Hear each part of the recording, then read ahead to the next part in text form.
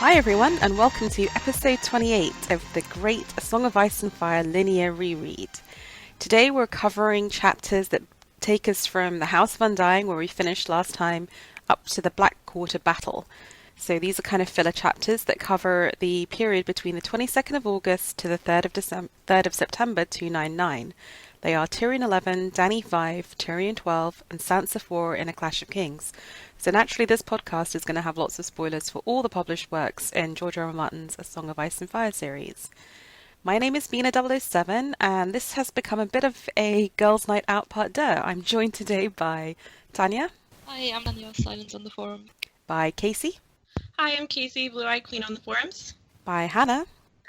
It's Hangover Hannah in real life, Shadowbaby on the forums. So we'll also hopefully later be joined by Nadia, aka Mama Wolf, once she's sorted out her toddlers, and potentially by Varley on the forums. But he may be keeping a low profile because he apparently suffered a historically unprecedentedly awful defeat in fantasy football yesterday, made doubly worse by the fact that the players who sucked are actually on his real-life team. So I think he might be hiding in shame and unwilling to podcast with us. But, Varley, you didn't do as bad as me, don't worry. Exactly. Man up, Varley. Get your balls and join the girls' night out part. Don't be a loser. If you want to know what we're talking about, and if you want to indeed play fantasy football on the forums, then you need to join the forums of A Podcast of Ice and Fire, which is where we can all be found. So, at the end of episode 27, that was hosted by Drowned Snow, we had Dany going into the House of Undying and laying it to waste. That took place on August 19th, 299. Between that episode and this one, we've had the Battle of the Red Fork, which happens off-screen on August 20th. As episode 28 opens, it's 2 days after that battle. It's August 22nd, and we're in King's Landing with Tyrion 11.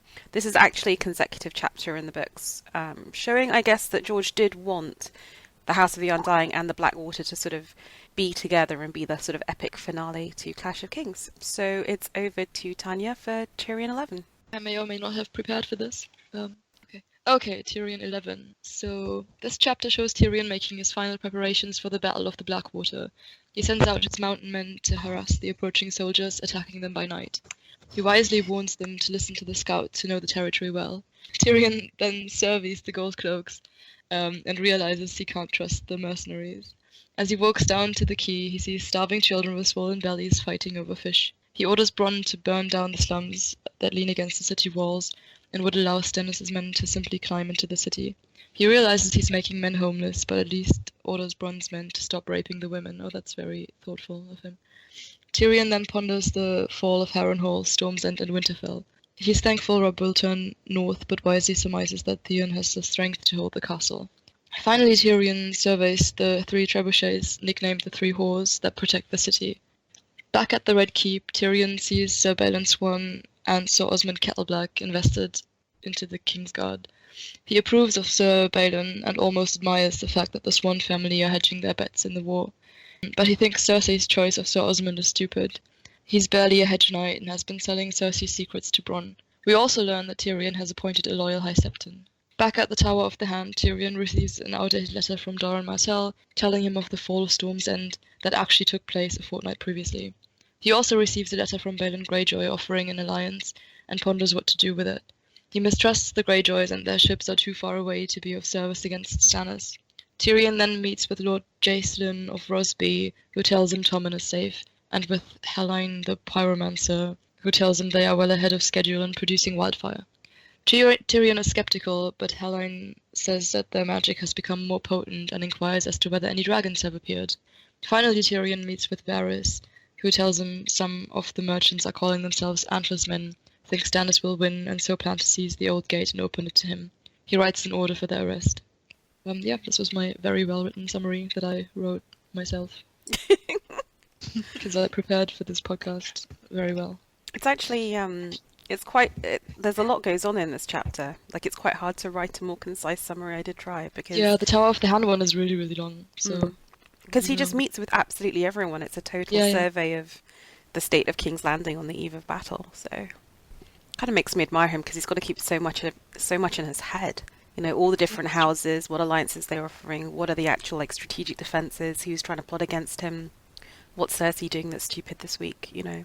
I still find it really impressive that Martin, for the most part, just like keeps so much different stuff straight in his head. Or like, I mean, he must have plenty of notes and stuff, but there's so many different things to keep track of in these books. Sometimes people can criticize him for slip-ups like Jeyne Westerling's hips, but in a book that's this massive in scope, the fact that they're so few in number is really astounding. Especially when you consider that, I'm guessing, when did the kind of the Westeros, Elio and Linda become sort of fact-checkers? Was that while he was writing Clash of Kings or after Clash of Kings? Because just doing this by yourself is... Yeah, so this he was just writing by himself with no Wikipedia, like no Wikia to check up on, and it's pretty impressive. This is a Tyrion I like, because right now with Book 5 Tyrion, I really don't like him. But in this chapter, he has such an attention to detail of what's going on, who's where, who's doing what, and he has so much thought for them, even those who are his enemies. And I really like reading that Tyrion in particular. Yeah, I agree. It's hard to imagine him becoming as dark as he does in Dance with Dragons, because here he's just clever and he has everything in control. But then, I don't know, like, as much as I really admire him, like, I think he's really perceptive. He kind of gets the idea that Theon will never really hold the North. He's a really good character judge of Sir Osmond and of Bronn. And he's funny. Like, the opening line of this chapter is, "If you die stupidly, I'm going to feed your body to the goats." And that's just a brilliant line. Motivational leadership. But then, like, he does just empty out the slums and make a whole bunch of people homeless.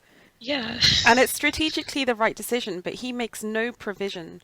Like, I suppose the Edmure kind of reaction would be, "I'll bring them all into the Red Keep because they're starving." Like, he's seeing these little kids with their bellies distended. And that kind of surprised me. I was like, how long does it take for you to be starving that your belly starts swelling? And then, like you said, Tanya, like, oh, thanks, so we're not going to rape the women. So leave the women to die starving in the streets, just as long as you don't rape them. Make them homeless, burn down their house. But it's just kind of like, it's so... It just struck me as a bit spotty, his caring. But I wonder... I really...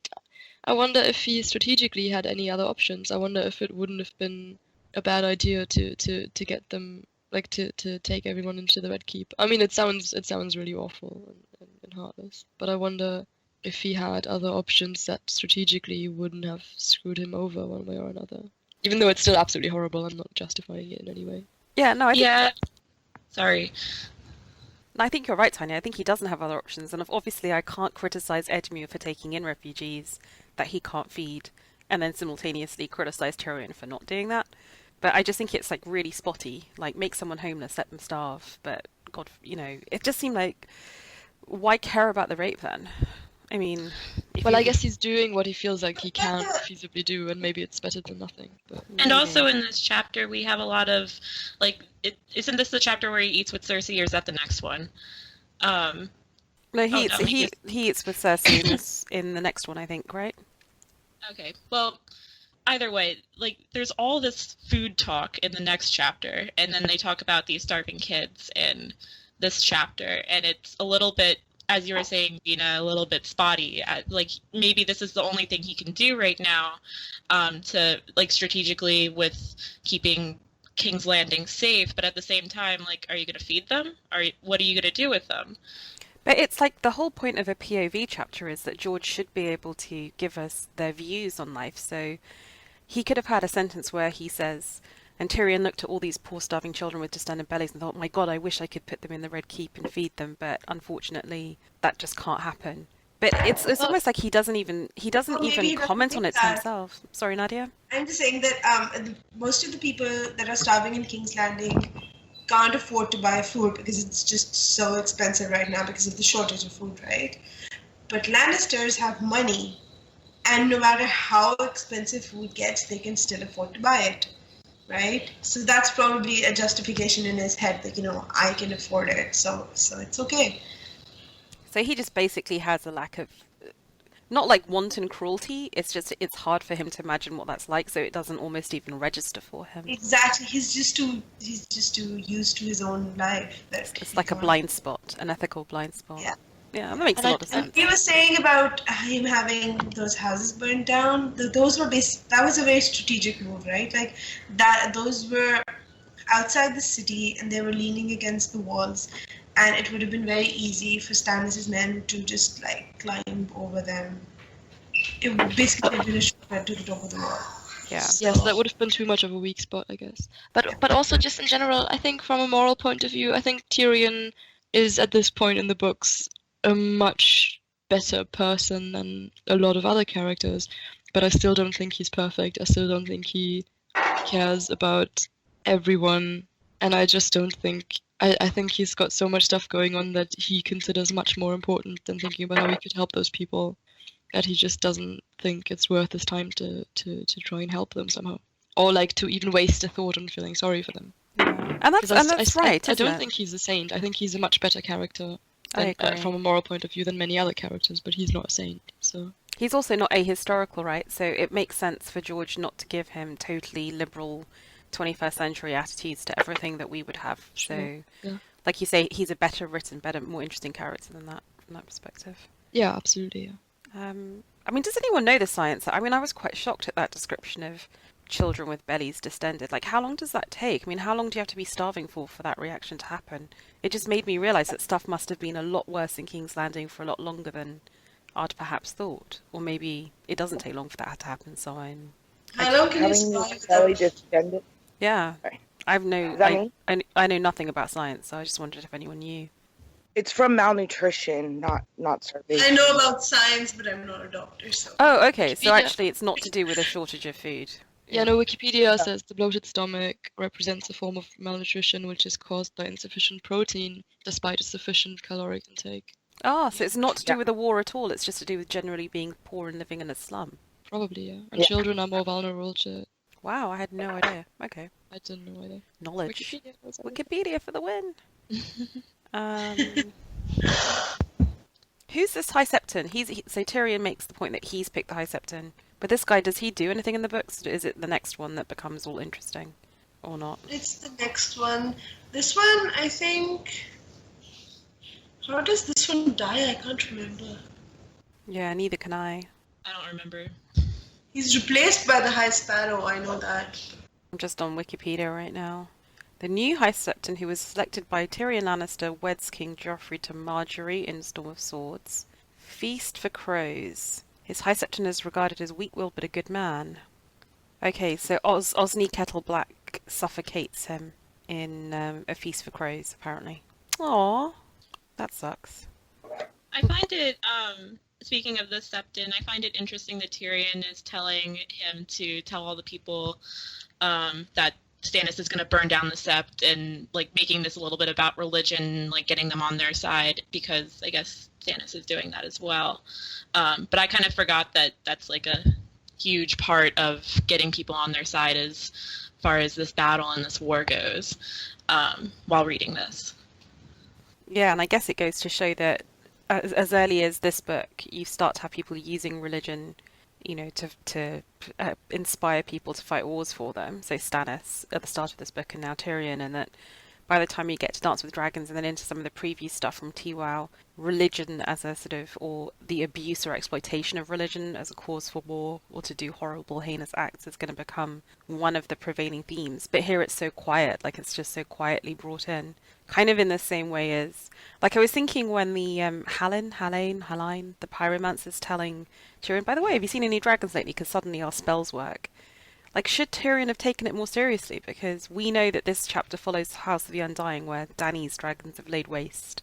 And, yeah, I mean, it just feels like this chapter has two things, the religion and the return of magic, that are going to become so important, right? So... Would it have changed anything if he'd taken it more seriously? I mean, maybe not. I don't know. Because it doesn't really affect their situation right now, does it? Except for the magic surge thing. But And it's not doesn't like the Tyrion... dragons We're talking, somebody mentioned how reading these chapters in chronological order is like you see themes continuing from one chapter to another. And in this we hear about magic, sort of the pyromancer's spells are working better, and then in the next Dany chapter we're going to hear about the warlock's magic having suddenly improved. So that was interesting. Yeah, it really, like, having this chapter between the two Dannys, sandwiched between them, like, sort of House of Undying and then, like, reactions or consequences of House of the Undying. Yeah, that was interesting to me. Maybe that was what made it heightened to me, that should Tyrion have taken more notice of it. Not because it would affect his battle planning right now, but just mentally lock that away, that something strange is happening in the world. But then I guess it's kind of like what you were saying, Nadia. He's an aristo. He's in this post-religious world where gods are just this silly thing for the poor people to motivate them, but not something we take seriously. And magic isn't a serious thing either. It's something from the history books. We're rational, clever people. So, I mean, I guess he would be the last person to believe in it first. I think that he's a little bit like one-tracked mind. Like he's seeing all these things go into place and everything with the battle, but it's really just with the battle or with Shay that he's thinking about. I don't think that he's been to the did he get all the way to the wall? He got all the way to the wall. Yeah, he did. Yeah. Yeah. Just off the wall or something. Yeah. Important things to remember. Yep. So I think he has like some awareness that things are going on, but I don't think would care about it right now. He is thinking a little bit like there's the wildfire aspect, I guess. But is that really magical? How much do you guys think the wildfire is magical? Is it just that the Pyromancers happen to be accidentally fairly good chemists who can handle volatile substances, and that whether or not the stuff works just depends on whether they get the mix right because they don't have accurate scales? Or is it that there is something to the magic? I mean, wildfire is what, just napalm or something? I feel like it might be something that was inherited from the Valyrians, so there's quite possibly spells involved. Otherwise, I would have, if one of them had not mentioned that maybe the dragons are back, which is why our spells seem to be working better, then I would have thought that it was just a chemical thing. But when they mention it, then it's possible that it's just something that's they've learned from Valyrians. Well, in the world book, I'm pretty sure there's a picture and the caption says something about like the tower of the pyromancers in the freehold of Valyria. So I think that they are like directly descended from Valyrians, and I think Bina, I've always looked at it as akin to napalm, but what he's saying is that they were able to make it before, but now it's more potent. So there may be an additional magical element that they were putting into place, maybe knowingly or unknowingly, as part of their recipe. And then suddenly it starts churning out more of the product because that magic kicks in. Yeah, the hit ratio is higher. I do find it quite funny the way, like, he's so sheepish. Like, he doesn't want to admit they were kind of basically quite shit at doing it before, but it's like, yeah, we're suddenly a bit better. It's kind of funny the way it's written. I have a weird question, actually, about wildfire. Is it a liquid? Yes, I think so. Okay. A green I think so. liquid. Okay. I was confused there for a second. I was like, what are the chemical properties of this? I think it's almost like sort of, having heating oil that you set alight, but it's just this green heating oil that's very hard to extinguish and very, very devastating. Yeah. On the show in this episode where this chapter is, it kind of looks like have you ever seen Who Framed Roger Rabbit? Yes. It kind of looks like the shit that the dip, is that what it's called? Yes. But George was actually like a producer on the show back then, so on the older Oh my episodes, God, really? I gotta think that, he kind of helped guide them as far as how it should look, maybe? Yeah, and actually reading these chapters really reminded me how good that Blackwater episode was in that second season. Like, the second season did have problems with it. But, given how far, I don't know, like, I've drifted away from the show, which is no fault of the show's, but Blackwater, that was just exceptional TV. That was brilliant. And I remember counting down for it, like, being on the podcast device and Fire forums, so this is before VOK existed, and literally, like, we were posting threads, like, 9 hours to go to Blackwater, 8 hours to go to Blackwater. There was such excitement in the fandom that this thing was happening, and then sort of, like, live posting about it. Happy days. Oh, that's exciting. Yeah, it was. Oh, those naive, innocent days of spring. Other than that, I just get lots of evidence of how bright Tyrion is. Like, he realizes the mountain men would be useless in a proper conventional battle because they have no discipline, so he's better off using them to harass Stannis' men, and just like lots of examples like that of like where he's just very clever, I think. For a man who's not really a military commander, right? I mean, he's not someone who has had this formal training. Just a great guy. Yeah, I wonder how much of it is either from his reading or he's just, like intuition, or from being in Jaime's shadow, how much he's picked up on like conversation he's heard between Tywin and Jaime, or Kevin and Tywin. Yeah, and he reads a lot, so that always helps. Anything else on this chapter? Just the overall tone of it is really good writing. Yeah, so much information conveyed so quickly, right? So, yeah. Okay, so if there's nothing else on this Tyrion chapter, then we'll move on to Dany 5. So on exactly the same day, August 22nd, Dany is basically kicked out, decides to leave Karth. This is actually 14 chapters later in the published order, so 15 chapters after House of the Undying. You'd have been waiting to figure out what happened next, which strikes me as really cruel. There's 140 pages in my book, but luckily we're doing the linear reread. So it's Dany 5, and it's over to Nadia. Okay, so Dany 5. Dany visits the Carthene docks wearing a single bell in her hair for her victory over the Undying. She is accompanied by Ser Jorah, Aggo, and Jogo. As they pass through the streets, Dany realizes the Carthene do not love her. Xaro has already warned her about the Piat Pri seeking vengeance, but when Dany says the warlocks are no longer powerful, Xaro tells her their magic suddenly seems stronger than before. He thinks Dany should leave Karth soon, but again offers to marry her. Dany refuses again, and he tells her to go. Dany realizes it's time for Khalasar to leave Karth, as most Carthene are either calling for her expulsion or her death. But Dany still does not know where she will go. She has already asked Xaro for ships, but Xaro wants a dragon as the price, and Dany will sell one of her dragons for no less than a third of all the ships in the world. On her way to the docks, she thinks of the visions she saw in the House of the Undying. She asks Jorah what the dragon has 3 heads could mean. Jorah says the Targaryen sigil represents Aegon the Conqueror and his 2 sisters. To this, Dany replies she is descended only from Aegon and Rhaenys and not Visenya. They discuss the Mummer's dragon and Rhaegar and his silver harp. Dany asks Jorah about the Song of Ice and Fire, and Jorah says he has never heard of it. When they reach the port, Dany passes by the docks of the 13, the Gilded Spices, and the Tourmaline Brotherhood because she knows they will not help her. When she reaches the quays where ships from the Summer Islands, Westeros, and the Free Cities dock, she approaches several ships asking for passage for her Khalasar and dragons, but they all refuse or ask a price she cannot pay. As they're walking, Ser Jorah tells her they're being followed by a fat brown eunuch and an older man with a staff. The older man looks like a Westerosi, and Dany thinks they might be the usurper's men come to kill her, or maybe the warlocks looking for revenge. When Dany glances towards them, she realizes only fools would stare so openly if they meant me harm. When she turns towards the 2 men following her, a Carthene steps into her path and thrusts a jewel box at her. Dany opens it to find a glittering green scarab made of onyx and emeralds and thinks this will help her pay for the ships. As she reaches for the scarab, the man says, "I'm so sorry."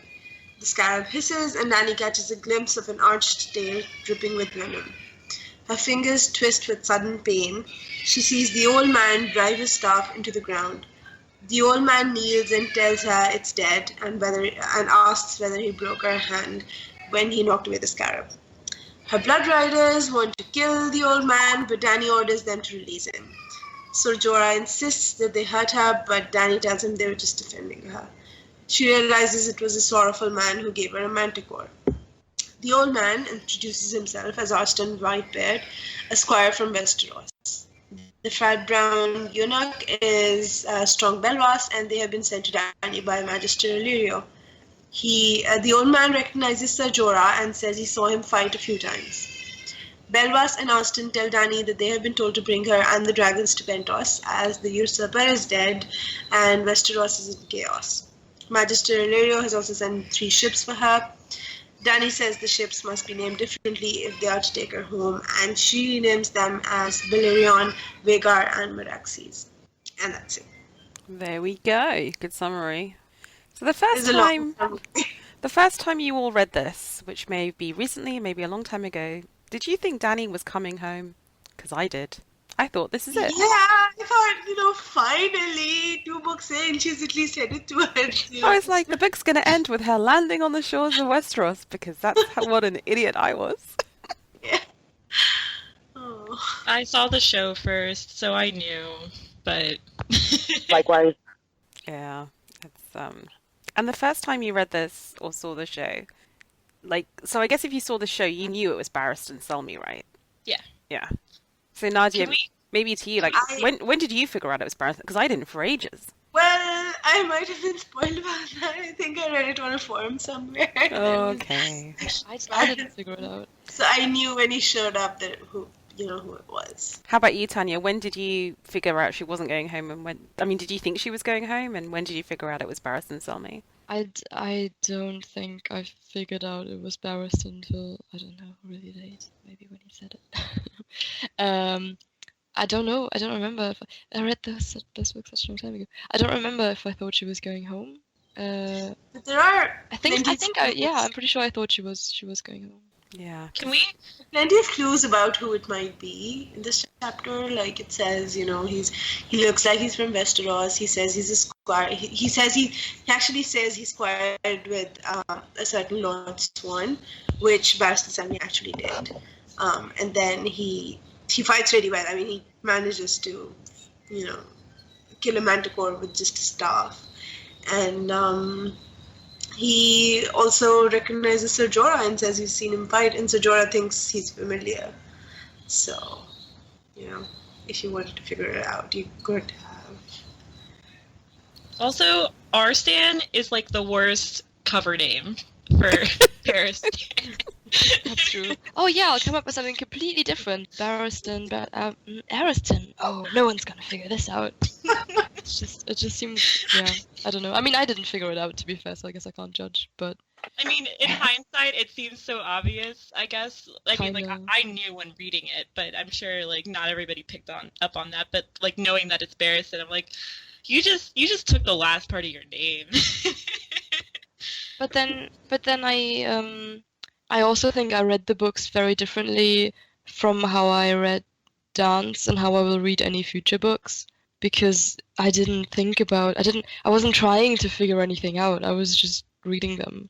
And I think now that I've spent so much time talking about them, I'll read everything with a very different attention to detail than when I just read them for the first time and was just, That's totally true. getting through them. In fact, I read Game of Thrones and Clash before I started listening to a podcast of Ice and Fire, or sort of being engaged in the fandom online. So I read them in a totally different, kind of naive, but just, it's all about the story and the characters. And I missed so much stuff on the first reread. And I know, right? The only thing I managed to guess was R plus L equals to J. I didn't even get that but that's Renly was probably the gay only on the thing. first reread. I got that because someone told me someone was gay, and then I figured it out. But if no one had told me, then I only figured it out when I saw the show. But yeah, I think it's a very different kind of. I got involved in a Facebook group when I was reading Feast, I think, and before that I wasn't talking to. I had one friend who recommended the books to me, and I was talking to him about the books a bit, and he kind of pointed me towards some things, and he was really into them, and into all the theories and stuff. But I read them in a much more naive way. I was like, I don't know how young I was. I was way too young to read those books anyway. So I think that was part of it. I think now I just read books very differently than I did at that age, and before getting involved in the fandom. Yeah, it's true. Do you think we've been ruined? Do you think that the way in which we'll do our first read of The Winds of Winter is in a way compromised in some way? Like there should be one read that's just about the beauty of the story before you get into the craziness. I think it's a trade-off. I think it goes both ways. I think I'm okay with not getting the same experience I would get if I just read it kind of independently of everything. And I don't think I can. I don't think I can switch off and just read it for the story alone and not think about these things. But I think that's fine. I think I'm really glad to have picked up the books when I did, and to be. I mean, one day, hopefully, one day the books will be finished, and anyone who picks up the books will probably, because it's popular culture now, will probably know how they end and everything anyway. And but even if someone wasn't like didn't know any spoilers or anything, they'd still have to read the entire series before they could talk to anyone about it. Whereas we have this moment in time where we're all in the same place in the books, and we can talk about things and theorize about things from the same perspective, and that's something you just don't usually get. Yeah. And I think that so to me that's very valuable, and to me that means a lot. And I'd rather, and that does in a way ruin a certain way of experiencing the books, but I'm fine with that because I think this is like I prefer this. I mean, I'm obviously spoiled by the show first before reading most of the books, or something along that. I read book 5 before getting spoiled by the show, at least. But I kind of relate this back to when I was more involved in the Harry Potter fandom, and those books were coming out, and I was waiting for, I remember waiting for book 6 and book 7 and just being on those, like, MuggleNet it was MuggleNet. Oh, yeah? Yeah, and just, like, waiting, like, seeing all the comments, and I think I was too nervous at the time because I was, like, 15 or 16 to actually, like, say anything, but, like, seeing them come in and seeing everybody's excitement about it, and then just getting the book and reading it within, like, 24 hours. I find that exciting, and I'm excited for when Winds of Winter comes out to just be able to talk about it with everybody. So I don't find that.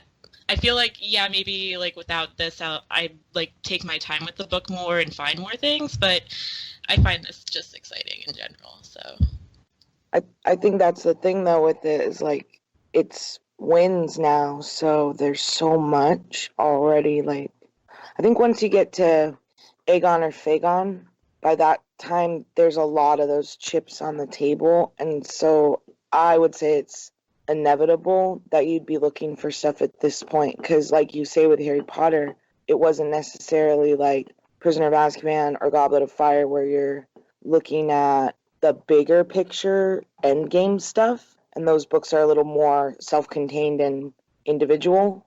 But by now everything's built up into this wide sweeping net of mystery and intrigue, and I feel like that's the same with Winds, because with or without the fandom, you know, I'm already kicked into high gear looking at those things. Do you know what I mean?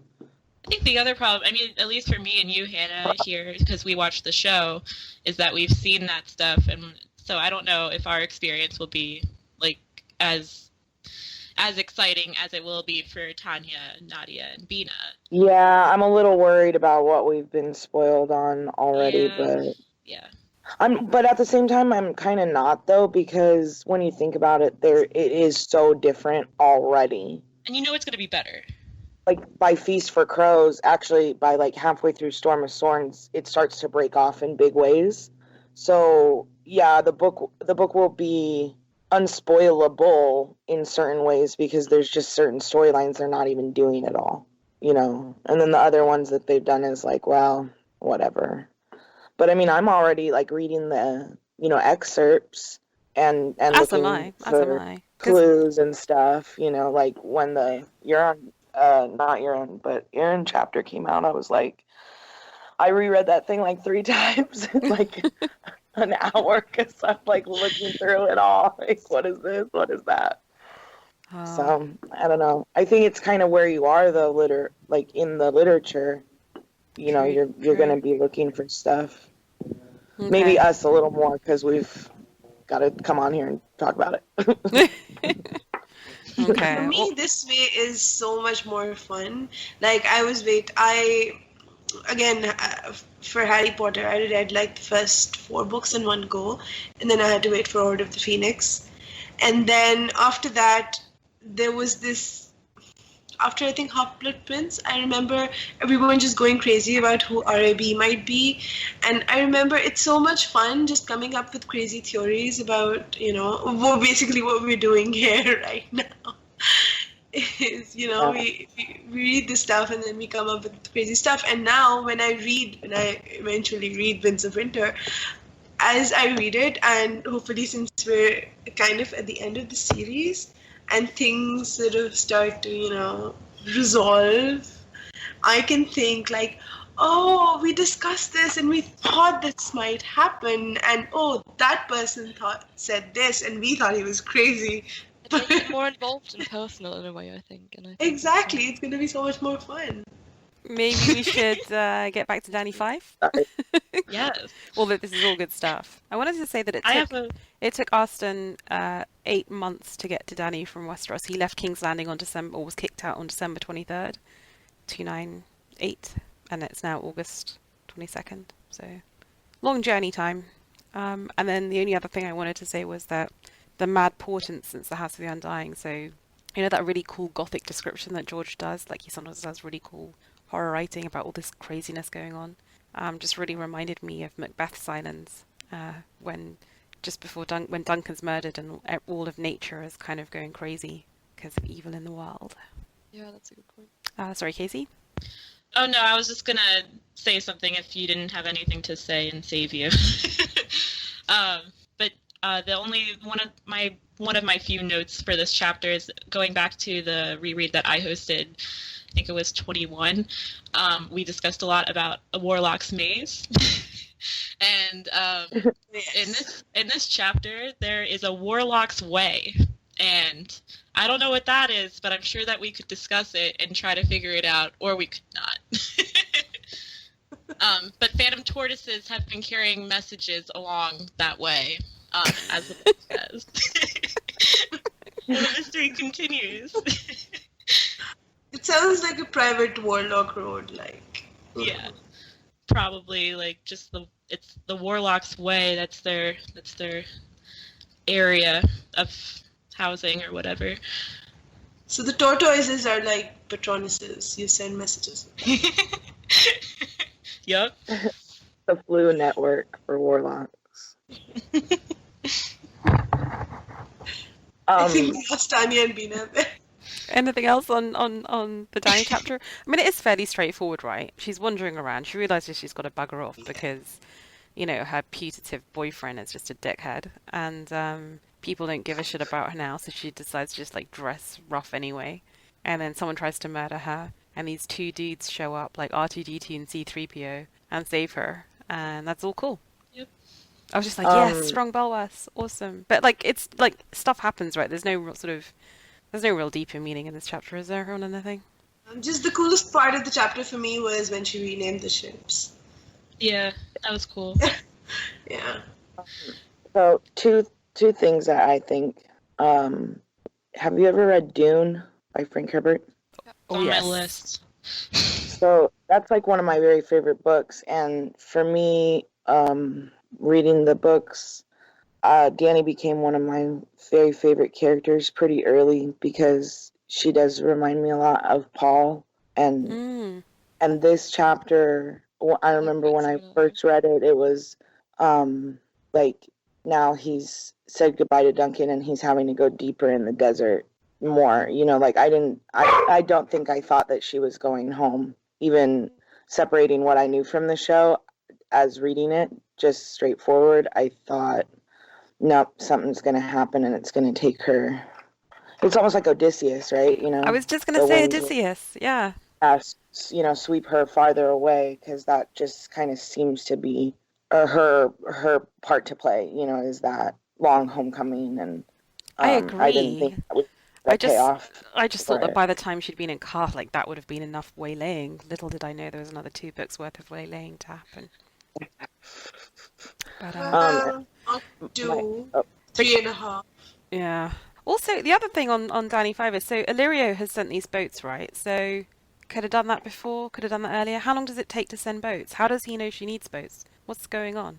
He just has information? I think he's just figured out, that she still hasn't showed up, so might as well send a few ships. But why to Karth? We don't really know. We don't really know what game Illyrio is playing.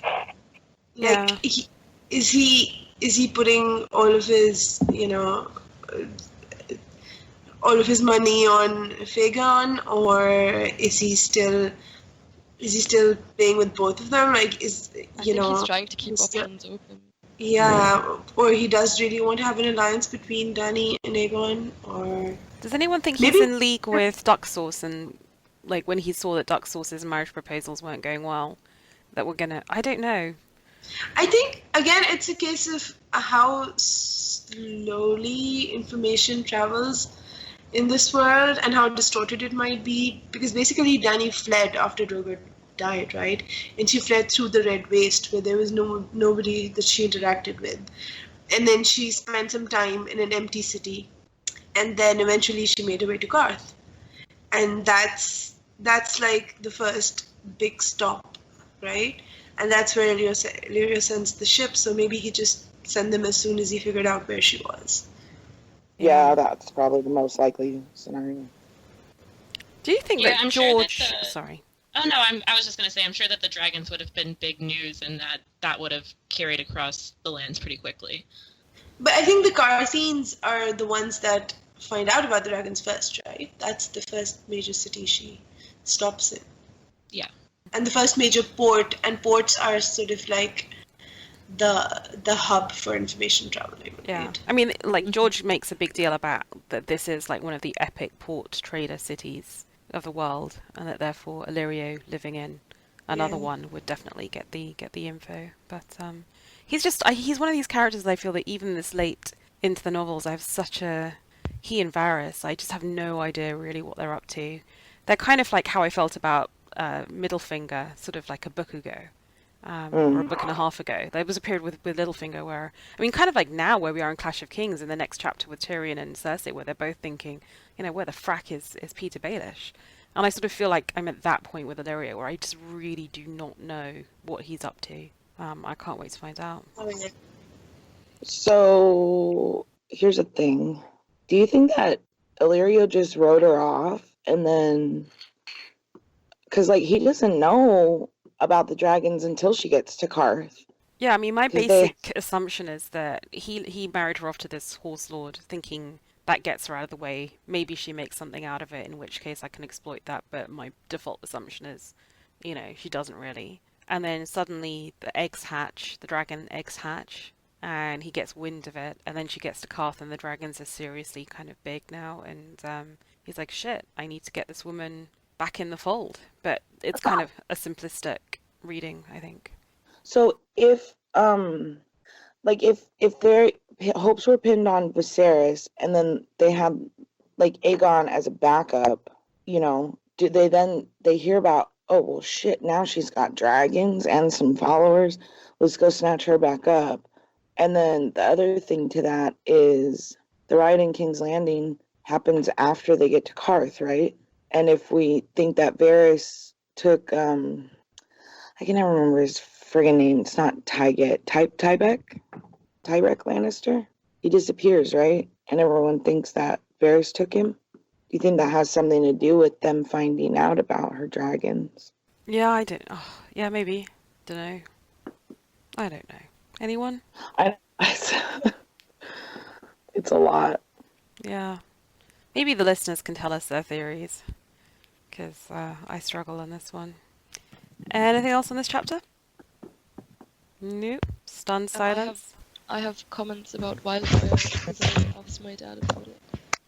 Why is your dad an expert on wildfire, Tanja? On chemistry, not specifically. Really? Wildfire. Awesome. Okay, lay the knowledge on us. So he says it's kind of something in between white phosphorus, which sounds a lot like it, but is a solid that has to be stored underwater because as soon as it comes in contact with air, it like explodes or whatever, or is flammable if it comes in contact with air. So that seems like something that's as strong as wildfire. But then in terms of something liquid that's more similar to it, he said the most similar thing is napalm. And I asked him whether they could be more or less strong under different conditions. And napalm is just a mixture of other of different chemicals. So if you mix it slightly differently, it could potentially be stronger. So they could just be mixing it in a different way. And then about white phosphorus, he said essentially the energy per weight is fixed, but if it was, I guess, less dense, if it was like spread more widely or something and had a larger surface, then it would ignite faster. Okay, but basically the So- same amount of napalm in the same kind of jars that they keep them in is basically the same. It's only if the user kind of spread it too thin or did something silly with it that it wouldn't be as powerful. But Well, from napalm could be more powerful if it was a kind of a slightly different composition. oh, okay. So napalm is a thing that can be made of different chemicals. See, that's kind of my theory that basically the pyromancers, because it's hard to make this, and this is the era when they don't have like electronic scales and stuff. So Yeah. you might just end up with jars that work and some that don't work and some that work kind of middling. And that's Yes, just that's because, and that's definitely just possible. and that's just because it's an imprecise science. So I think your dad's backed that up, and that they might Yeah. interpret the fact that some have work and some don't as whether the magic spells have worked, but actually it's just basic chemistry. My dad also thought it was silly I was asking because he said it's fantasy. So Tanya, are you saying that your dad, as a scientist, didn't agree that it was magic?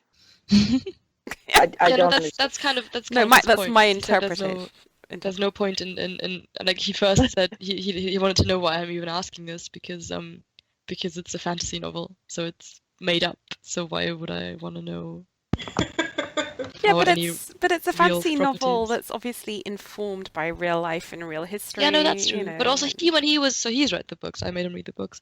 But it doesn't sound like he thought about it in that respect when he read them. that's which I think because is he's interesting. never done a chapter by chapter reread where he's struggling That's to pretty true. like come up with Just on shit. the reread. Wants to know the chemical properties of wildfire. But I love that we have But I these feel like- resources that we can pull on. I feel like Um, so like when I did advanced physics in school, I was constantly thinking about everything in terms of physics and stuff. So I kind of feel like, I mean, now I'm doing computer science, so that doesn't come into Song of Ice and Fire. But I do think what I do influences the way I look at things and read stuff. So I find it a bit odd that he never was like, oh, there's something that's remotely chemical. I'll think about what this could be. Maybe it's because I- he wasn't organically interested in it, but you made him read it, so he read it with a different mindset than. He was, but I didn't force him to read it. I didn't force him. He was interested in it. Oh, How- But yeah, I don't know. I mean, there's people who wrote scientific essays on how the One Ring could make sense under the laws of physics or whatever. Like people bring their actually, I interests. read a brilliant. It was more of a sort of moral philosophy essay on the concept of evil in Lord of the Rings, and it was all about why is it that some people can be immune to the ring differently to other people. Right. So why might People are Faramir immune to resist? the ring? Well, not immune, but Faramir can resist, but Boromir doesn't. Yeah. Or ultimately, Aragorn might have been tempted, but travels with Frodo and isn't tempted when we see him. And then why is it that And his theory was that the ring is like addiction, so some people might be more likely to become addicts than others. Right, yeah. Like if It's you like if an you take amygdala cocaine, thing. or cocaine's a bad example because that's highly addictive, but other drugs, and that also some people will seek that high or that illegal high differently too. And then he was also talking about kind of like the moral concept of, does evil exist outside of us or is it something inside of us? So is it this external ring or is it sort of, character? And it's just fascinating. But the concept of the ring and addiction, and that every time you use it, its hold on you gets worse, I thought was very persuasive. That's true. But the point is people do bring their professional interests into these kinds of things. Yeah, for So, sure. Yeah. So this was a moral philosopher who happened to like Tolkien, Yeah, which sure. I don't think is an unusual combination. No. So, Tanya, here's a question for your dad. Should I get my dad on the podcast? Yeah, get him on. We should Let's have him a on. whole podcast where we just ask our parents stuff. Oh my god. Yeah, we About the should. book. Oh my God, that'd be hilarious. Totally. Okay, so the pyromancer asked Tyrion, oh, have you seen any dragons around? Because our shit's working. Is it in any universe? Do you feel like there's a possibility that he's putting the focus wrong there, and that maybe the comet being around their atmosphere, because it's a red comet, could have possibly added, like rained down some element that was absent in their atmosphere that then made their recipe possibly, using this compound, and it wasn't there, and then suddenly it is, and that having to do with it? Well, Okay. asked him if Well, he could actually- come on the podcast, and he said no. Wouldn't something raining from a You comet know- be like a major event and we'd hear about it? Say what? What? Wouldn't something raining from a comet be like a major event and we'd hear about it? Sure, So but I it's actually- something spoiled up. So I actually have some knowledge on that, I think.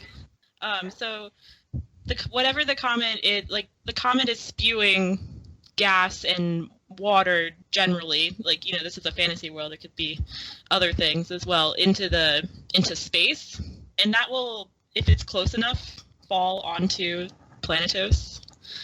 And there are also, you have to take into account ions and things that I'm not quite sure about at the moment, and thinking back to 9th grade physics. But that's what I kind of remember as far as, like, you know, I think comets do, like, they are emitting something. Whether it's reaching Planetos or not, I'm not quite sure, but it's possible. My dad said not realistically Okay. when I asked him. Yeah, I didn't think so either. I think that's a really interesting theory, though. But I mean, but with some magic, that is entirely like in a fantasy world, I could see that happening. All right, well, let's get Dr. Neil deGrasse Tyson on the phone, and we'll sort this out. I'm really sad my dad didn't want to come on the podcast. Well, anyway, thank you, Papa Scilens. That was helpful, useful, added to our knowledge. Special thanks. Special thanks. Since I asked the Special question. shout-out. Anything else on Dany 5, or should we move on to Tyrion 12? Move on. Okay, so basically between this chapter that we've just covered and the next chapter we're about to cover, Robb takes the crag, learns of his brother's deaths, and shags Jeyne Westerling. And also Jon turns 16, so an eventful week for the Westerosi boys. So then we get to August 29th, we're back at King's Landing, so basically a week after the last Tyrion chapter, and this happens, however, 9 chapters before that Dany chapter, or 100 pages earlier in the published order. So in other words, you know, the Dany chapters just pull all over this book and don't really sit with where the action truly is. So this was going to be hashtag Greg's chapter, but he couldn't make it, so I think Hannah's going to summarize. And I will be using your wonderful summary, you know. No worries. The only problem is when people use my summaries, it's because I write them as sort of backup. I don't make the effort to make them funny, so you just end up with this very dry sort of summary. So I apologise to the listener that we don't have the kind of the wargasm type funny summaries, but I apologize that the people on this podcast didn't prepare for shit. Oh, my Yeah. chapter's not funny, so. Or didn't show up. I'm only good at John chapters anyway. Okay. While Pod dresses Tyrion for supper with Cersei, Varys gives him a letter informing him on the death of Bran and Rickon 2 weeks prior. At supper, he shares the news with Cersei, and she becomes frightened that Cat will think this is her doing and kill Jaime in revenge. Cersei reveals that she doesn't approve of Jaime killing Bran, or she didn't approve of Jaime killing Bran. She believes she could have intimidated Bran into silence. Both are concerned that they have had no news from Bitterbridge yet. Cersei wonders if Littlefinger has gone over to Stannis. But Tyrion reassures her that Stannis is too honorable to bribe Peter. Cersei warns Tyrion not to trust Varys and reveals that he told her Tyrion wants to take the Hound away from Joff to lead the sorties. Is that how you say it? sorties. He also reveals that he wants Joff to be seen in the midst of battle in his armor to inspire the troops, much to Cersei's horror. Tyrion then hits the nail on the head by telling Cersei she is angry she doesn't have a cock. She retaliates by revealing that she... Oh no. That heavy emphasis is going to make sense to nobody until they get to the after show. Hmm. I always pronounce cock with that heavy emphasis. Well, you know, if me and Casey have anything in common, the cock always makes sense. Alright. Oh, Okay, sorry. Shall I start over or keep going? no, just keep going. Okey-doke. She retaliates by revealing that she might not have a cock, but she's got Tyrion's whore. But when the Kettle Black boys bring in a bloody and beaten woman, it's actually Elia rather than Shay. Tyrion threatens Cersei that whatever is done to the whore, he will have done to Tommen. He also threatens bloody revenge on Cersei at the point when she is at her happiest, setting himself up to be blamed for the purple wedding, which will happen 5 months later. Finally, Tyrion returns to his chamber where Shae is waiting for him. But rather than giving her the cock, he tries to discover the Targaryen-decorated secret passage that brought her to his cock chamber. End of the cocking chapter. Oh dear. Sorry, I'm dyslexic and it's pretty bad. And I'm not kidding. Well, you did incredibly well in that case. Sorry about that. So yeah, no worries, man. Cool. Thank you for stepping in anyway. More to the point. Massive irony in Tyrion thinking that Stannis, like reassuring Cersei that Baelish will not have been bribed by Stannis because he's way too honourable to deal with a shithole like Littlefinger, even though Stannis is the guy who has done probably the shadiest stuff in the book so far by, sending shadow babies to assassinate peeps. Like, his reputation and the reality of Stannis at this point. I know people love Stannis data, but at this point, it's just so wide, the difference. Unless anyone disagrees with me, but yeah. But I guess it's all fairly new, right? That's all just since Melisandre showed up. So I guess it's just under her influence. So if they made those judgments of character based on how they knew just him without Melisandre, then I suppose it would be fair. But this brings then up an interesting point about character, which relates to people who've been watching HBO's The Night Of, which is about this guy who's wrongly accused potentially of a crime, ends up in prison, then starts being quite hardcore in prison. Was that stuff always inside of him and always in his character, just waiting to come out? Or is it that can you blame Melisandre? Or was Stannis always just a ruthless little shit who was willing to go and do whatever it took to do right by his definition of what is right and what he's entitled to? I do think the disposition had to be there. I think like Ned, for example, just wouldn't have done anything like that. So I think to a certain extent, Melisandre, not that I'm a fan of hers, but I think she can get a bad rap. I mean, especially by Stannis defenders, because I think his character is very clear from the start of this book. And it's someone who's very entitled, very prejudiced, very dogmatic, and he will literally kill his own brother for a crown. And, I'd rather be the kind of fool that Ned is and end up dead than be that kind of militant shit that Stannis is at this point. So, boo to Stannis. Unless anyone wants to defend him, but yeah. Anything else? Sorry. I don't think it's as much a comparison with Nas and The Night Of, because he's kind of thrust in this situation, and I think it breaks down the way you justify what you're doing, not necessarily that it's always in you or not always in you. Stannis' justification is that he's the rightful king of Westeros, and then there's the tacked on element of he's the prince that was promised. So, at first it's just what's mine is mine. And then after that, now it's for the good of everything. I have to win and I have to do it at all costs, because if I don't, I'm not going to fulfill this prophecy and it's going to lead to some sort of apocalyptic event. Whereas, somebody like Nas is basically doing what they can to get by, and also there's probably a little revenge element mixed into it, like, well, you put me here, so you put me in a cage. Yeah, exactly. Which is basically the Nas attitude is the Dany attitude. Well, if you think I'm just some savage barbarian who burnt your shit down, I'm going to dress like one. I'm just going to go out in town looking like a Dothraki woman now. Like, let me live down to your expectations, which is what we saw in the last chapter. Right. And Tyrion is a lot of the same way, he's like, well, I'll give them their demon monkey and stuff. Even Dany, I'll wear these floppy ears. It's, how you say, an invidious position.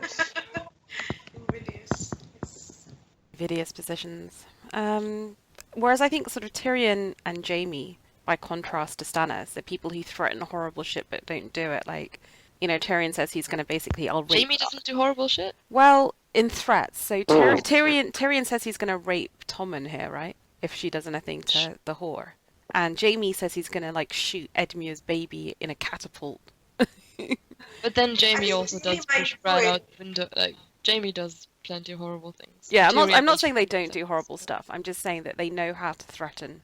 They both, at times in this book, threaten really horrible stuff. I'm under no belief that like Tyrion would never do that to Tommen. So if Cersei believes Yeah, that sure, that's true. and takes that as a threat, then she just doesn't know her brother at all and is a Yeah, but fool. I do think Jaime would have put that baby in that catapult. Oh, Yeah. I totally don't by that point of the books. I think Jaime now, I do, today at I this do. point of the books, would totally do that because he's the kind of guy who pushes a kid out of a window when Cersei says that's completely unnecessary. Could have just scared him into silence. But I think Jaime at that point of Clash of Kings has become a different person. You really don't think he would, and justify it by while they're dead anyway? Like, I think you would. I don't think he would at that point. If anyone wants to know why I don't think so, if you want to trawl through YouTube and find my feast dance summary of the Jaime character in those books, I make an impassioned 20-minute plea for why Jaime's awesome and I'm in love with him. no, I do remember that. It was So one of the first ones I listened to. You can see me embarrass myself horribly in that defense. No, I mean, yeah, I think it could go either way. I guess I don't put it past him, but I certainly don't want that to be the case. I want him to be the hero. And to marry Brienne. I don't want him to be the hero or to marry Bran, but I just want I want him to find some kind of peace in the way that the Hound did. I want him to be kind of rewarded by his emotional growth with some kind of peace, but I guess George doesn't necessarily write books that way. Do you all think Tyrion's 0 to 60 reaction to the beaten up whore being brought in is just disproportionate? I mean, yes, you're in love with Shay. Yes, it is infuriating to see that they've kidnapped some poor unsuspecting prostitute and beaten the crap out of her. But to then go all like, sort of, she's your sister at the end of the day. And he acknowledges, right, he's always kind of drawn this line, which is that I'll never hurt you because you are my sister no matter what a dick you are to me. But to go, I will get you when you're at your most happiest. I mean, he goes very dark, very threatening, very nasty over an anonymous whore. So, like, we've previously said that he basically is quite an entitled aristo. He doesn't necessarily register sort of poor, starving people. He's used many a whore in his time. It's not like he treats them with, like, utter respect or thinks of them as whole-rounded human beings. And yet, because of this beaten-up whore, he goes, like, ballistic on Cersei. And even if he thinks he wants to get revenge of her, why on earth would you tell her so that she's kind of alert for it? I feel like he's... And I also feel that when you consider Tasha's fate, like, Tyrion married this young girl, and then Tyrion found out, and we all know what happened after that, right? And in this case, Tyrion specifically told him that you cannot take your whore to court, right? And Tyrion does. Now, what happens if Tyrion finds out that Tyrion has disobeyed him? And Cersei basically deliberately tries to find the whore, and she has this one kidnapped, and is basically holding her over Tyrion's head, that I'm gonna tell that, right? That's basically what's happening here. And Tyrion is just, I can only imagine what's going through his head. Like, he's thinking about his first wife and what happened to her, and that this poor innocent girl might have to suffer the same fate because Cersei is such, Yeah, I think that could be part of it. So and also, she's not some random whore, right? She's like it's someone he knows, and he does seem to like. I get the impression that he gets along with Tanja quite well. Yeah, and he sympathizes with her because she's learning how to read. Yeah. And that's one of Tyrion's favorite things to do. So. Yeah, so this isn't some random whore. This is someone he knows. So, and then also I wonder. I mean, I don't think if he had the time to think about what to say in this specific situation, he might still not have said that. But as a kind of immediate reaction to a situation that's so similar in a way to what happened to Tysha, and with someone he does probably to some extent respect and care about, I feel like it's not that surprising that he says that, and I don't think it's show or anything. Do you think that maybe he might be overselling a little bit, because he knows that this is not Shay, so he's a little bit relieved? But at the same time, he still has to like keep up the act and be like, no, this is the whore. You can't. Yes. So like she doesn't know that that there's somebody else out there. So he might just be like, I think that is the psych term, overselling.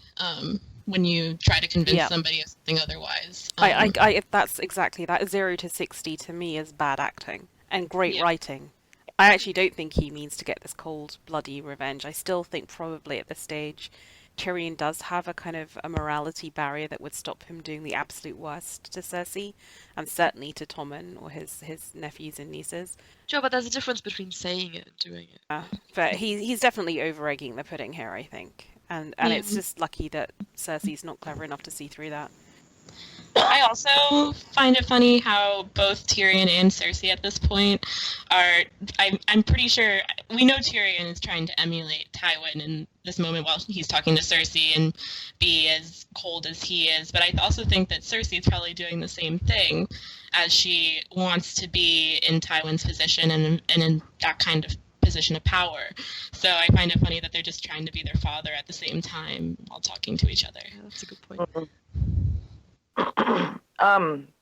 Why do you think he threatens Tommen and not Joffrey? Because he has Tommen. He can't threaten Joffrey. Joffrey's in the castle with his own guards. He has Tommen. So, that's the only But I reason. mean, he also, in ways, he has access to all three of them. But Tommen he has access to exclusively at this point. So he's the easy target. And he's the one who's been snatched out from under the nose of Cersei. So that's her vulnerable spot at the moment. Like, I don't think in her mind she doesn't feel that Joff is vulnerable. I mean, yeah, she's a bit worried that the Hound is getting taken away because he's needed on the front line. But yeah, I think going for Tommen is going for the weak, vulnerable point. Anything else on this chapter?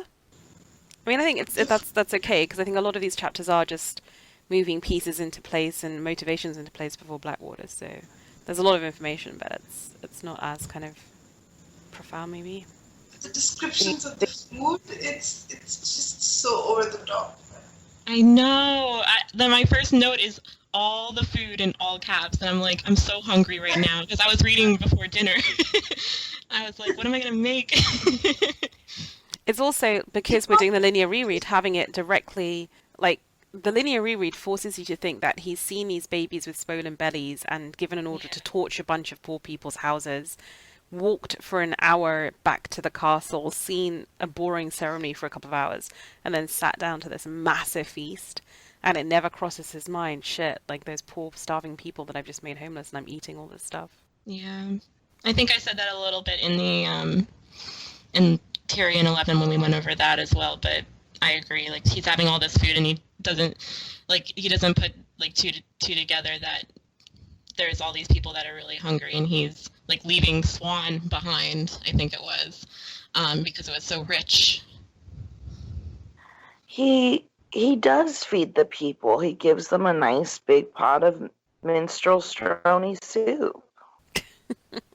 He's a generous man, you guys. Yeah. I mean, I think he just is what he is in the context of the time. I heard the minstrel as menstrual, which is even more disgusting. That's to me the worst thing he ever does. Is what? The singer and the bowl of brown. I misheard the minstrel as menstrual. Oh no! You're gonna get that in my. Okay. Well, I think that is the point at which we go to the next chapter, definitely. Okay. Oh wait, I did have one thing. Go for it. So, do you think that there's any foreshadowing in the fact that the secret passage is decorated with the Targaryen sigil, and he uses that secret passage to first cut the remaining bits of his Lannister ties and then back out going toward his Targaryen lineage? It would be poetic. I only deny it because I'm in denial that he's a Targ, but I think it is significant that Varys, who I think is definitely on the side of dragons, if not the legitimate dragons, knows the passages and knows the Targ passages. But I think what you're saying is elegant and poetic and would make sense. But even if it isn't about his heritage, it can just be about him going to where the Targaryens Over are. to the side, yeah. Yeah. It doesn't necessarily have to be the heritage. It can just be him Right. switching allegiances. Yeah, and going to find Yeah, Dany. And being with Aegon. Yeah. Ugh. Okay, well, that brings us to the end of 10 chapters. We were on August 299 for a lot of episodes and a lot of chapters. It's actually the most eventful month we've had so far, apart from January 299. which was the month that was the end of Game of Thrones and the start of Clash of Kings when everyone was seeing the comments. So definitely all the events are gathering pace. So to recap, in August we've had the fall of Winterfell, the fall of Storm's End, the fall of Harrenhal, the Battle of the Red Fork, the House of the Undying burning down, Jon's 16th birthday, and Robb shagging Jeyne Westerling off stage. So yeah, when you do it in a linear way, you just realize how everything is coalescing in basically the same period of time. So after 12, we go back 2 chapters in the published order to Sansa Fall. So this actually takes place a week later on September 3rd, 299. And I believe it's Casey summarizing this chapter. Yep, it's me. All right, so Sansa goes to see Ser Dantos. He asks if she was crying, but Sansa lies and tells him it's the smoke from the destruction of the fires from Tyrion that he ordered previously, and that Stannis is burning down the mountain men from the Kingswood, or that he's burning down the Kingswood, I think. Drunk Dantos shares some more rumors that the Red Priestess controls Stannis, and that he will burn down the Sept. Sansa says that she wants it to be burned down, as it was where her father was killed by Joffrey, and that none of the gods, old or new, have answered her prayers, so why should it matter? Sansa pleads with Dantos to take her away from King's Landing, but he tells her to wait, as now is not the right time. A ship will take her after the battle, when the gates and waters are not as heavily guarded. We learn here that while Stannis hasn't arrived, his vanguard is camped out close by. Sansa thinks about her nightmares and how she's constantly in fear, about Myrcella leaving and how the Hound saved her from the riot. She knows that the whole city is afraid of what's to come. It seems only a few people are confident that the king and the rest of the Lannisters can win this battle. She leaves Dantos and heads back to her room. As she's walking, she feels a stab of pain in her stomach and starts to fall, but the Hound, who seems to be spying on her, catches her. After a bit of a struggle, the Hound remarks that she will not look upon his face. She tries to look and thanks him for saving her previously, but the Hound laughs. He may have saved her, but Sansa only sees the anger in his eyes and voice.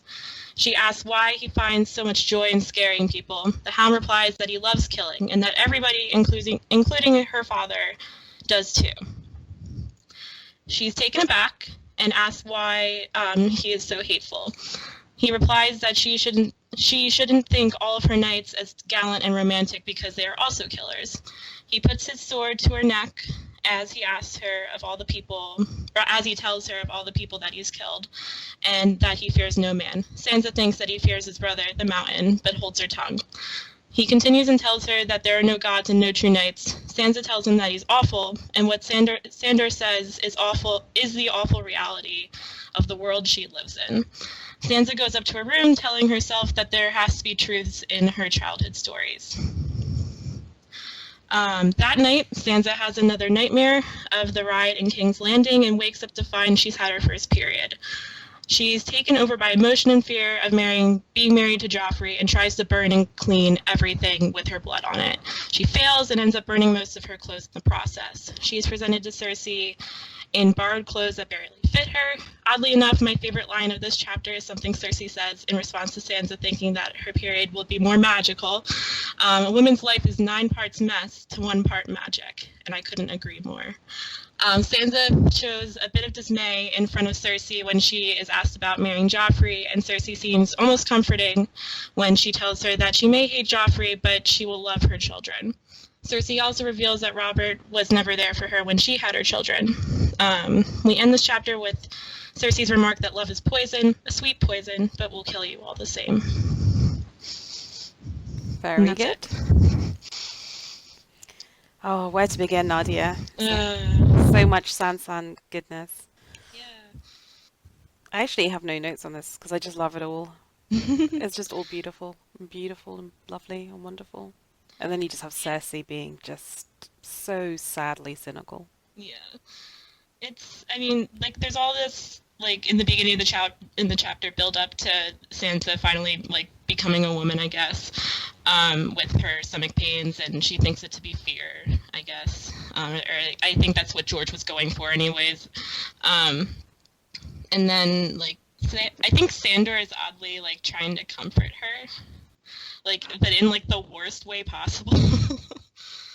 By telling her that, everybody's, murderers, and they're all just like me, they're all awful, but they're all awful. and I'm telling you the truth right now. That's the vibe I kind of got from him. I mean, that's the point, isn't it? That I think that he comes across like as such a mean bastard, but I think in his head, he's strangely drawn to her, strangely like disturbed by how naive she is, and he thinks he's doing her a favor. He genuinely thinks that I'm being honest, like I'm doing this for your own good. Stop twittering like a little bird. Life is harsh. Get with it. Like it, I do feel that there's a sense in which he's trying to protect her in a strange way. Yeah, and I think in one of the last chapter rereads I was on, I think it was with you, Bina, where he puts his white cloak over her as if to like save her innocence. And I think that the white cloak symbolizes, like white generally in literature means innocent. And he constantly calls her like a little bird and all these other like little things that he does that shows that he wants to preserve like what's left of her, and he's trying to like warn her and tell her that like this is reality, but I'm doing this because I care enough to tell you about it. Which is a bit odd because like there's some points in here where I'm like, I need like the Hound, he needs to like chill a little bit, like with the sword. But yeah, this is the one where she has like the dream, right, where she's being stabbed and then she wakes up and has her period. yes. I love that. I don't know if he maybe got like a woman's perspective on things and wrote it or just kind of figured, but that to me rings very realistic. I don't remember dreaming that I was stabbed. Not stabbed, but I mean, Like I've woken up with my period before after having a painful dream, you know. I'm just looking forward to how uncomfortable all the guys listening to this are going to feel having 4 women discuss periods and the first time they got their period. Period cast. Yeah. I do think he wrote that quite well overall, and I wonder if he talked to any women about this. Yeah, it's seems quite well written. I don't agree with everything he writes about women and stuff, but I do think this is well written. Yeah, exactly. It's one of his better bits. And you see that she's like perceiving it to be something else in her fear and stuff, and I'm sure she's a basket case of emotion with everything that she's going with in the first place, but but like I was super confused when I got my first period, and that's a very different situation because I presumably knew much more about it. Mm-hmm. But I was like, that's a bit weird. I was had a late like no bloomer. pain. Oh no, I was an early bloomer. Yeah, everyone else I knew already had it, so I kind of knew what was up when I got it. I don't know. I wasn't sure. I was like, that's probably it, but maybe not. But who knows? But what else would it be? It's kind of weird. And then I felt awkward about telling my mom and took like. Yeah, that was the worst part because I didn't like have any pain or anything. I just woke up and I was like, oh, well, that's a thing. And then I went down and told my mom, and she got way too excited about it. Oh really? Oh no, my mom was cool about it. But at least you were at home. I was at school. Oh no. Oh, that's the worst. I had my sister give me a pad, and then we went to church, and after church we'd always go out to eat, and we went to this restaurant that had like really light colored wood chairs, and I didn't know how to place the pad, and I stood up to go to the bathroom toward the end of the meal, and there's like 10 grown men and like 2 teenage boys sitting near me, and it was covered with blood. Oh no. And I ran in the bathroom, and I put my napkin over the chair, and I tied my sweatshirt around my waist, and I went to the bathroom, and I was just in there crying. Oh no, that's so. And I didn't know what to do. And then finally, it had been so long, my mom sent my sister after me, and they secreted me out of there. It was pretty hardcore. That sounds really awful. I got mine. I don't know. I don't actually. I think I got it at school, but it wasn't visible or anything, so it was fine. And then I noticed at home after I had a bath or something, and then I was like, Mom. Like I took ages to tell my mom, but when I told her, I was like, Mom, I don't know if I like have my period or like injured myself in a weird way or what happened, Mom. But it's weird. Don't you think it must be awful for people who don't have mums? Yeah.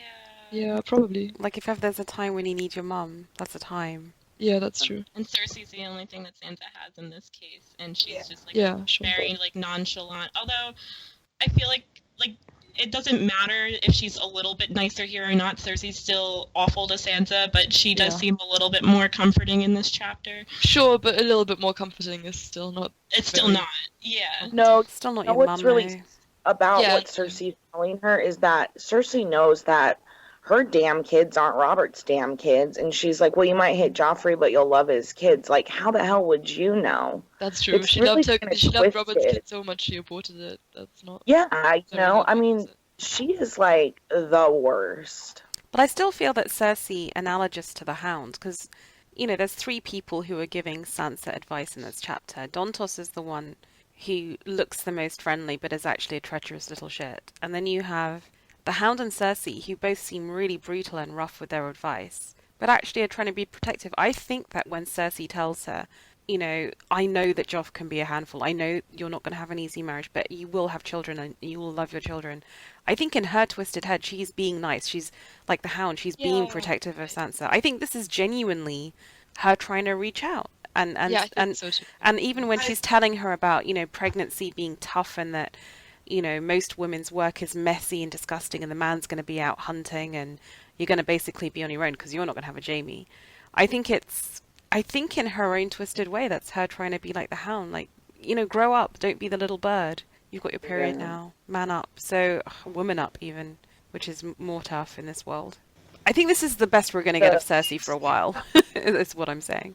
Forever. It's really sad to know that nobody prepared her for this. Like, Catelyn was sending her off. There was no chance that Sansa would be coming back to Winterfell before she got married. Or Yeah, that's but true. Cat But I guess would she had her know. scepter, and I would've Exactly. assumed- yeah. Yeah, she Yeah, got she had- Septon, but Sansa was what, 11? And shouldn't you prepare someone? Because some people do have periods before they're 11. To be fair, we don't. I don't know how much we talked about. My mom was ready for it. My mom had been carrying pads on holidays just in case for years before I got my period, so she'd be prepared just in case it happened.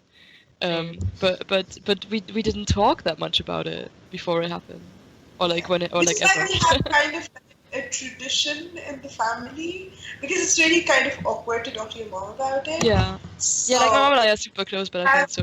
I we felt have really a weird. I tradition mean, now I where wouldn't. your older sister, or if you don't have an older sister, an older cousin. will Yeah, I sort of had a sit friend. down. I had a friend who I was desperately trying to call because I really wanted to talk to her about it. She's a couple of years older, and then that day she wasn't available, and it was the worst thing ever because I always felt it was something you talk to But your this is babysitter months in about. advance. I'm talking months in advance just to prepare somebody. Oh no, I wouldn't know. And, I this is wasn't. going to happen. But I think no. I just think parenting in those days, especially for aristo mums. So this is a bit of cat defense. I think it was that conversation, that tough conversation, would be one between Septa and Sansa. Yeah. For sure, when Sansa needs hugs and whatever, she goes to the mum. But really, it's the Septa who does that. And Yeah. there's no way Cat could have known that the Septa wouldn't have been there for her. Sure. Yeah, no, that's true. And I don't think that's with Didn't all of Septon- Cat's. Sorry. Didn't Septa Modane also give her really bad sex advice? Just smile through the pain or something like that. But that's what Right. Cersei's basically saying, isn't it? Smile and think of England, and just at least you'll get the kids. Is it the Septa's job though, or would that be the Maester's? I think For it's you. definitely the Sounds awkward. Septa's job. I think it's definitely Yeah. the Septa's job. In the same way that, you would have in the old days, your governess or your nanny would basically give that emotional support. Yeah. Like, if you think of Victorian children or something like that, then it would definitely not be the mum. I also wonder. I mean, Kat does seem to be quite close to her children, but I wonder how typical that even is. I wonder. No, I don't the think it most is. I think the kids, yeah. aristo. I mean, I don't think Cersei's having when she says, "Oh, didn't anyone prepare you?"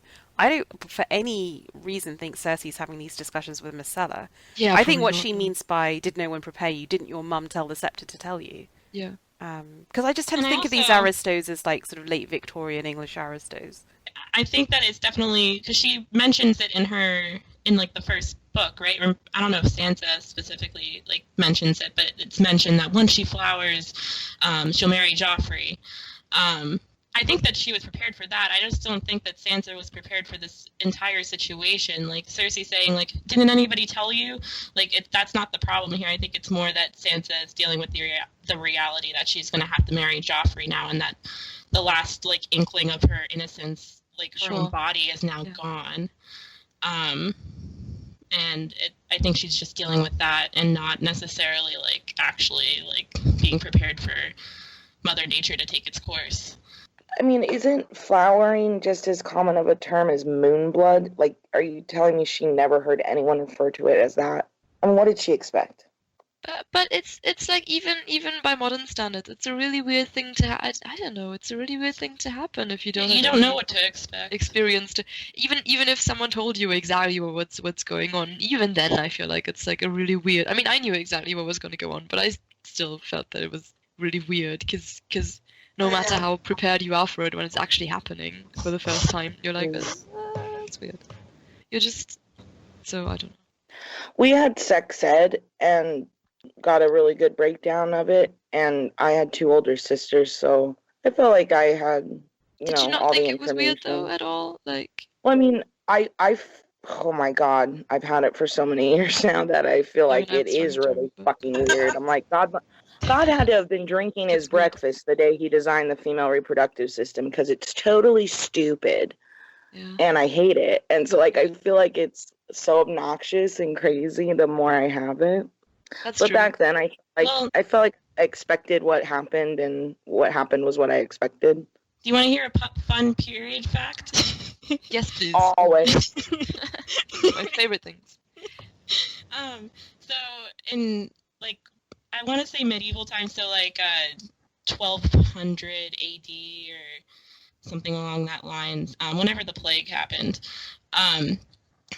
women only got their periods supposedly, like I don't remember where I read this, but I know it's accurate. The internet. Yeah, internet. Women used to only get their periods about every 4 months. Really? Why? How? Because we've evolved, because that didn't go very well, did it?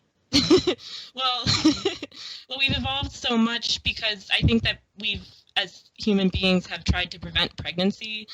That whatever, like, we get it more often now because obviously, like, as evolution, if you believe in that, I guess, like, you want to reproduce and continue the natural selection and the natural process of, continuing our human race. But so you that's see, kind of like I thought it might have been more to do with nutrition. I think that's wrong because,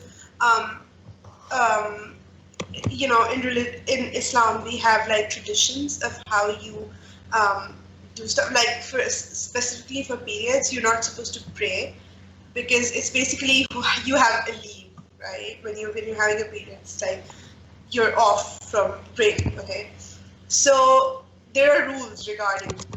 Okay, so if a person doesn't have regular periods, they have certain rules. Okay, if there were these many days between consecutive periods, then you don't pray or something, whatever. They're very complicated rules. But it's like they count that from a normal 28-day cycle. So this is from like the 7th century. So that can't be right. All right, that's interesting. Okay, so I am now reading from onthetudortrail.com by Professor, let's have a look at the name, Karen Harris and Laurie Caskey Sigerty, whose book, The Medieval Vagina. So this is an actual book. At this point, this is like the Big Lebowski moment where all the guys are like freaked out. Vagina. Does the word vagina scare you, Jeffrey? Anyway. To start, medieval women had fewer periods than today's women. The reason for this is threefold. First, although the average age of puberty then is not much different than today, women reached menopause earlier, often in their late 30s. Why? Weird. Second, fewer medieval women had regular monthly periods. Poor nutrition and hard work meant that many women had low body fat. A woman needs to have some amount of body fat on her reproductive system slows down and menstruation ceases. Today, this is only problematic for girls suffering from eating disorders or competitive athletes like distance runners or gymnasts. Lastly, mothers in the Middle Ages typically had more children and breastfed their children longer. Breastfeeding stymied menstruation. So yeah, there you go. We should hijack more rereads as coincidentally. Good period. I know. I mean, I do at this point feel compelled to say, does anyone have anything to say about Sansa, or should I just like wrap this up and then we can go on talking about girl stuff? I think I said all my Sansa stuff. Okay, so Just that if I had my period and I knew the result of that would be marrying Joffrey, then I probably would have the same reaction as Sansa. oh, frack me, Yeah. like all respect for burning the mattress. Yeah, 100% with Sansa on this one. Okay, so that brings this episode of the Great Song of Ice and Fire linear reread to a close. The next 2 episodes are going to cover the 6 chapters in the book that describe the Battle of the Blackwater, which takes place on September 7th, 299, 4 days later. So the first of the Blackwater episodes is going to be hosted by Patrick the Tall. For anyone reading along at home, it's going to cover Sansa 5, Davos 3 and Tyrion 3. And the second Blackwater episode is going to be hosted by Casey, and it's going to cover Sansa 6, Tyrion 14, and Sansa 7. So a whole bunch of Sansa, because she's the POV. Yay, I won one of the Sansa chapters. In the meantime, you can follow Vassals of Kingsgrave on Twitter, Instagram, Facebook. You can get involved by signing up to the podcast of Ice and Fire forums, and you can listen to our content on YouTube, on iTunes, and if you really want to get episodes first, go to the WordPress page, because that's where they're published for anywhere else. So with that, I'd like to thank the listeners who've borne with us through this very gynocentric episode. I'd also like to thank my fellow hosts who've been very open and authentic, which is Hannah, Casey, Tanja, and Nadia. Thanks, guys. Thanks for hosting. Thanks for hosting, Dina. You're welcome. You know.